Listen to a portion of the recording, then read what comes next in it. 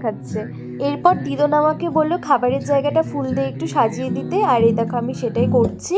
আমি ভাবছিলাম যে কিভাবে সাজাবো, তারপর ভাবলাম গোটা ফুল দিয়ে থালের সাইডটা সাজাবো, বাকি ফুলগুলো ছিঁড়ে ছিঁড়ে বাটির সাইড দিয়ে সাজিয়ে দেব, তাহলেই হয়ে যাবে। আমারও যে কিছু কথা আছে,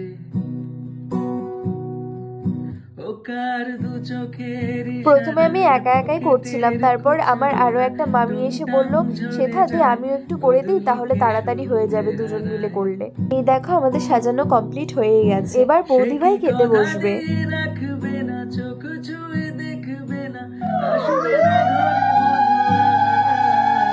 আর এই দেখো প্রথমেই বড় মাসি বৌদি ভাইকে আশীর্বাদ করলো, এরপর দিদন মানে বৌদি ভাইয়ের মা আশীর্বাদ করলো,